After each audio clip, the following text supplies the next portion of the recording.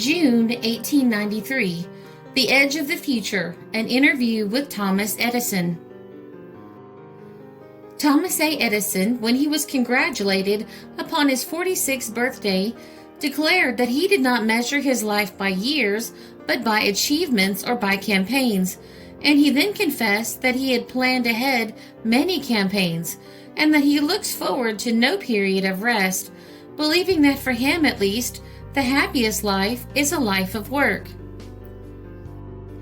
In speaking of his campaigns, Mr. Edison said, "I do not regard myself as a pure scientist, as so many persons have insisted that I am.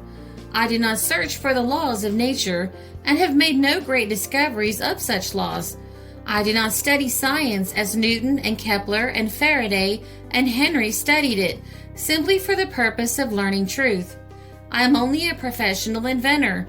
My studies and experiments have been conducted entirely with the object of inventing that which will have commercial utility. I suppose I might be called a scientific inventor, as distinguished from a mechanical inventor, although really there is no distinction." When Mr. Edison was asked about his campaigns and those achievements by which he measured his life, he said that in the past there had been first the stock ticker and the telephone, upon the latter of which he worked very hard, but he regarded the greatest of his achievements in the early part of his career as the invention of the phonograph. That, said he, was an invention pure and simple. No suggestion of it, so far as I know, had ever been made, and it was a discovery made by accident, while experimenting upon another invention that led to the development of the phonograph. My second campaign was that which resulted in the invention of the incandescent lamp. Of course, an incandescent lamp had been suggested before. There had been abortive attempts to make them even before I knew anything about telegraphing. The work which I did was to make an incandescent lamp, which was commercially valuable, and the courts have recently sustained my claim to priority of the invention of this lamp. I worked about 3 years upon that. Some of the experiments were very delicate and very difficult. Some of them needed help, which was very costly. That so far has been, I suppose, my chief achievement.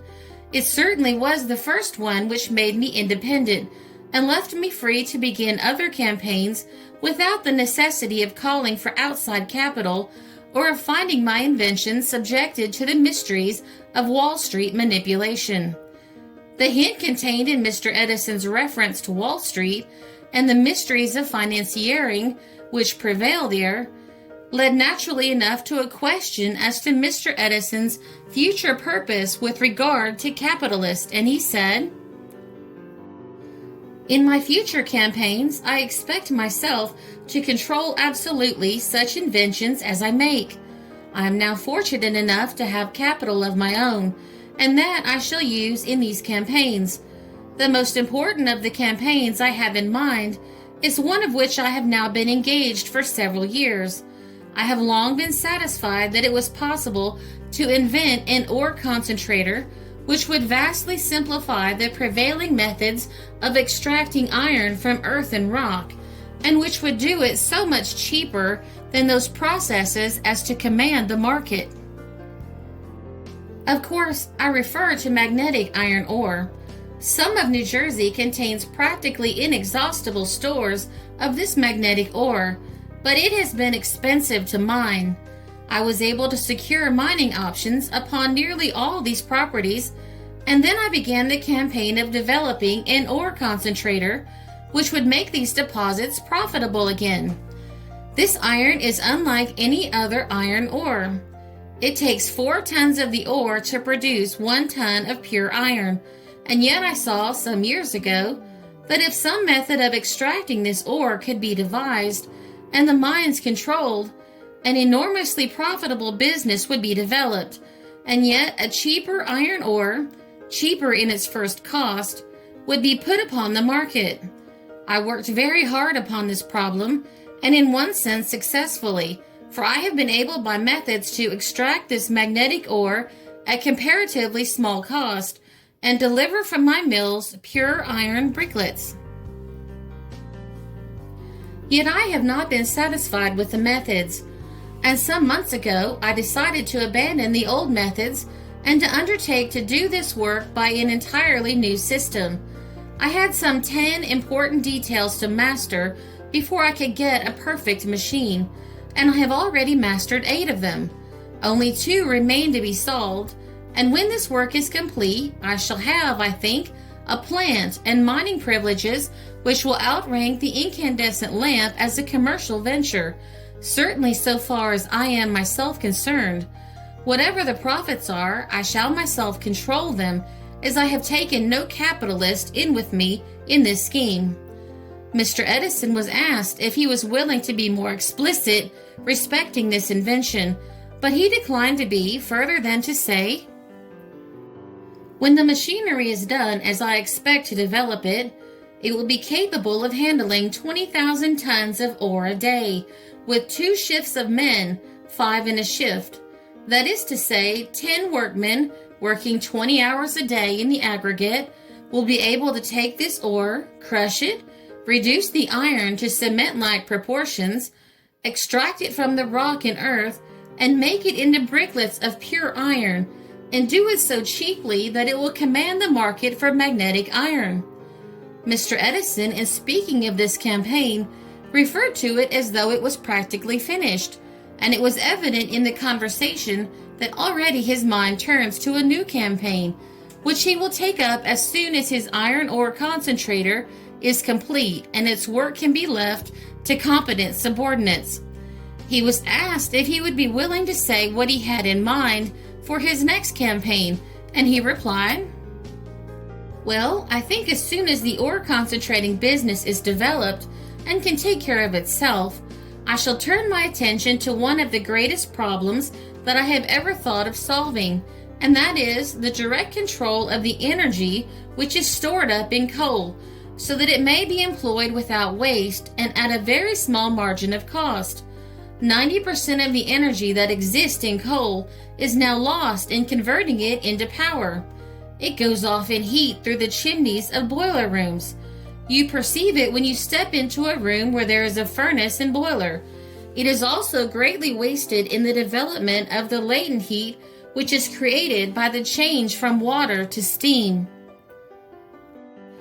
Now that is an awful waste, and even a child can see that if this wastage can be saved, it will result in vastly cheapening the cost of everything which is manufactured by electric or steam power. In fact, it will vastly cheapen the cost of all the necessaries and luxuries of life.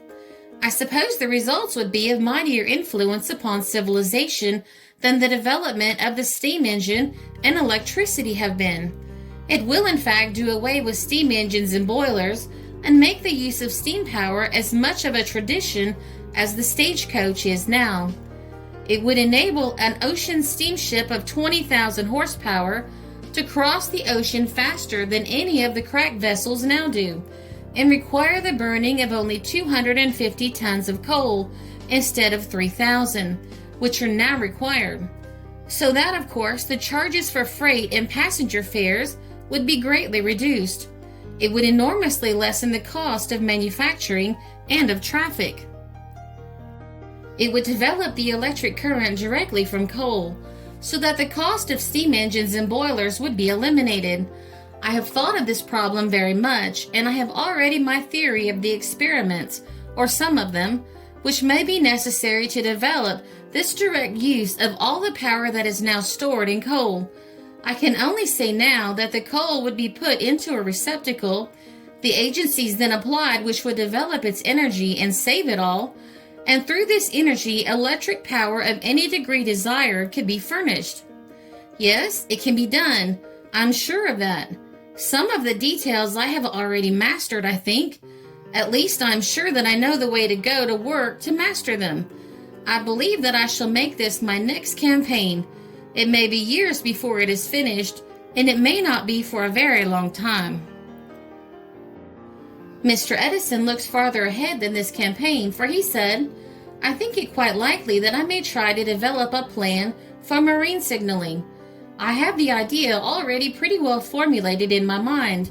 I should use the well-known principle that water is a more perfect medium for carrying vibrations than air, and should develop instruments which may be carried upon sea-going vessels, by which they can transmit or receive, through an international code of signals, reports within a radius of, say, 10 miles. Mr. Edison believes that Chicago is to become the London of America early in the next century, while New York will be its Liverpool, and he is of the opinion that very likely a ship canal may connect Chicago with tidewater, so that it will itself become a great seaport.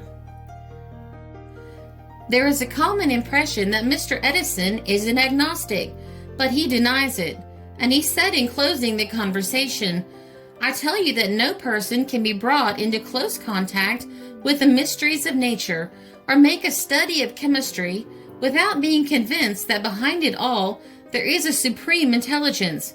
I am convinced of that, and I think that I could, perhaps I may sometime, demonstrate the existence of such intelligence through the operation of these mysterious laws with the certainty of a demonstration in mathematics."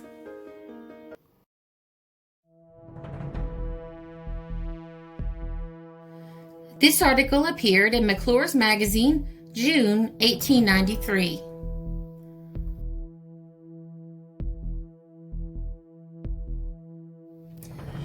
This is a Country Road production because history is fascinating.